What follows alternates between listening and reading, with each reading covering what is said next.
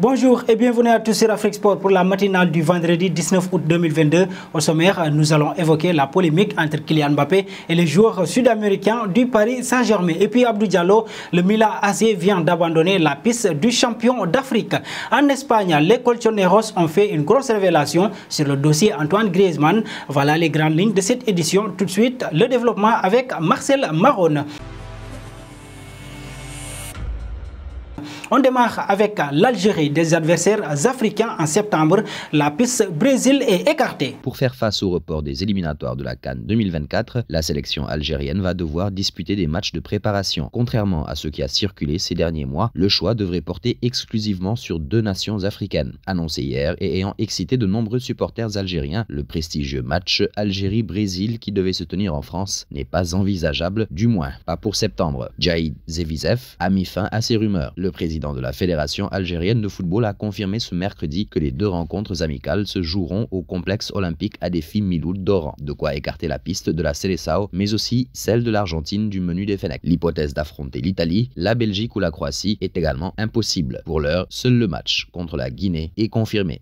Passons à Victor Moses, le latéral droit nigérian de 31 ans, a été blessé lors de leur victoire 2-0 contre l'Oral. Le latéral droit nigérian de 31 ans a été blessé lors de leur victoire 2-0 contre l'Oural. C'était en début de ce mois-ci lors de la 4e journée de la Première Ligue russe. Après avoir annoncé l'indisponibilité de l'ancienne star de Liverpool, de Chelsea et de l'Inter Milan, l'équipe de la capitale russe révèle que le Nigérian a été opéré avec succès. Victor Moses, opéré avec succès en Allemagne. Le rétablissement de Moïse devrait prendre environ 6 mois. Nous souhaitons à Victor une rééducation réussie et attendons avec impatience son retour sur le terrain le plus tôt possible. Lit-on dans un communiqué officiel sur le compte Twitter officiel du Spartak.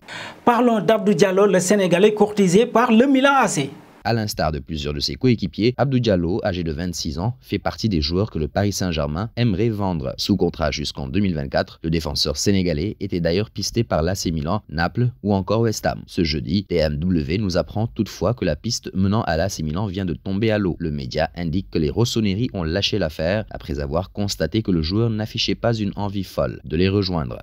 Un pas dans le dossier Griezmann, les Colchoneros ont fait une grosse révélation sur la situation d'Antoine Griezmann. L'Atlético Madrid envisagerait de faire machine arrière pour Antoine Griezmann. Le club de la capitale espagnole ne serait plus très chaud à l'idée de payer la clause de 40 millions d'euros pour s'attacher définitivement les services de l'attaquant français, toujours sous contrat avec le FC Barcelone. Dixit le Mundo Deportivo, les rojiblancos voudraient négocier avec le FC Barcelone afin de diminuer ce montant. L'Atlético Madrid pourrait même aller plus loin en empêchant le natif de Mâcon de participer à au moins la moitié de ses rencontres pour s'éviter de signer un chèque jugé aujourd'hui très conséquent. Annoncé dans le viseur de Manchester United dans le cadre d'un possible échange avec Cristiano Ronaldo, Antoine Griezmann reste sur une difficile saison 2021-2022 avec seulement 8 buts en 39 matchs, toutes compétitions confondues.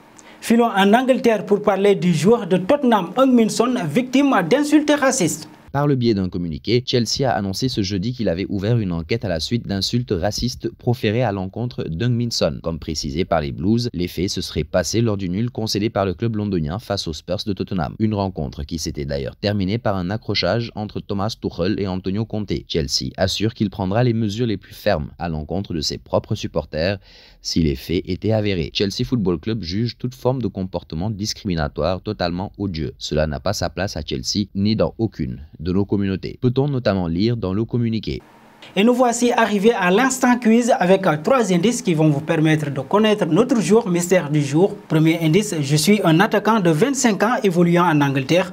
Deuxième indice, j'ai déjà joué pour 5 clubs dont Fluminense. Troisième indice, j'ai quitté le 16e de la Premier League pour le 4e qui chuise. Vos réponses seront attendues en commentaire.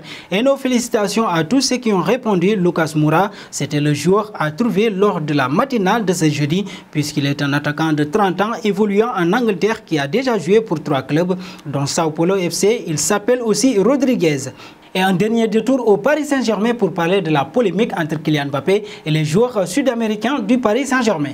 UOL Esporte lance l'opération anti-Mbappé. Le média brésilien assure que le joueur avait des idées bien arrêtées pour cette saison. La puissance de Mbappé au PSG ne plaît pas au Brésil. UOL Esporte y va de son tacle et assure que le Français a tenté de démanteler le clan des Argentins du PSG. Di Maria, Icardi, Messi, Paredes. C'était trop. UOL assure que Mbappé est la raison pour laquelle Di Maria n'a pas prolongé. Paredes envoie le prêt à la Juve, idem. Sauf que du côté de la France, le compte Twitter Paris Saint-Germain Actu, bien informé, dément tout simplement ces affirmations. Ces derniers jours, la presse espagnole et brésilienne accuse donc Mbappé d'avoir poussé le PSG à vendre Neymar, à se séparer de Messi et des Argentins. A priori, ça n'a pas marché.